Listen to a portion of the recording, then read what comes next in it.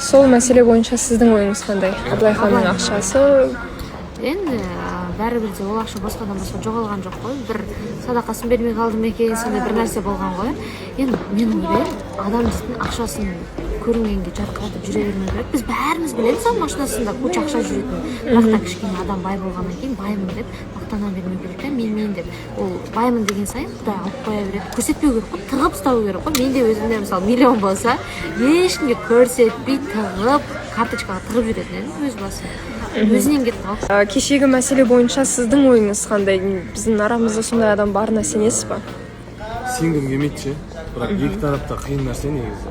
Балаларды да күдікті етіп, күмән иманнан айырады деген сөз бар ғой. Сол өте нәрсе. Жазықсыздан может жала жабылып кеткендей сезініп отқан шығар, балалардың да ситуациясын түсініп тұрмын. Екінші тарапты да түсініп тұрмын, бірақ енді ол дүние бәлкім сыртта шешіліп кету керек еді деп ойлап қалдым. Сәл өте қиын тақырып, өте қиын жағдай негізі. Абылайханның шығып айтқаны дұрыс емес деп ойлайсыз негізі? Иә, мен өзім солай ойлаймын. Сыртта бәлкім шешілген дұрыс еді, өздерінің араларында сол балалармен ше.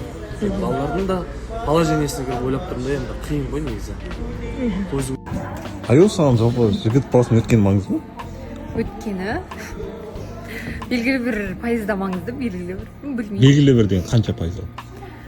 Маған өткені дегенде именно ажырасқан, баласы бар деген нәрселерде маңызды емес маған. Іс-әрекеттер ма істеген? Иә, мүмкін біреуді алдаған шығар бұрынғы өткенде, мүмкін біреуге бір Сандуғаш ханымыз қалай? Жақсы, рахмет, өздеріңіз қалайсыздар? Жақсы, енді бір апта бойы Тимурдың плакатын көтерген қатысушымыздың бір Сандуғаш етін. Енді кешегі мәселеден кейін бір өкініп қалған жоқсыз ба, күмән болып қалған жоқ па сізде? Ол мәселе әлі де толықтай шешіліп жатыр деп ойлаймын. Тимурға сенемін, Тимур ондай жігіт емес, ол ондай тірлікке барады деп ойламаймын. Абылай өзі сырттан мүмкін дұрыс санамады, мүмкін сыртша жылата бермеңдер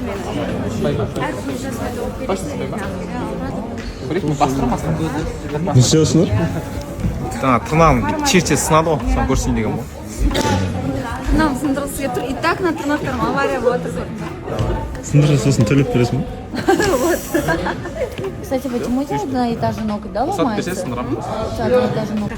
Деп ойлаймын. Біздің қатысушыларға қатысы жоқ деп ойлаймын. Біздің қатысушы ұлдарды ондай тірлікке қимаймыз. Ал қыздар болуы мүмкін ба? Бәрі мүмкін, бірақ біздің арамызда ондай жоқ деп ойлаймын. Ондай бар болса 3 ай бойы бір нәрсе болатын еді. Пока 3 ай бойы бәрі жақсы болып келе жатыр и внезапно болып қалды. Жалпы Қосылай тарихында деп айтайыншы, бұндай нәрсе болмаған. Және болмайды деп сенемін. Оны енді көре жатармыз қазір. Көреміз. Бүгін бізбен бірге болыңыздар 14:30-да. Міндетті түрде 14:30-да көріңіздер. Бұл сұрақтың шешімін таппай. Кейін жамандық істеп кеткен шығар. Мысалы, қазіргі уақытта қыздарға тиісіп жатқан ер азаматтар көп. Мен сондайға қараймын өткен дегенге.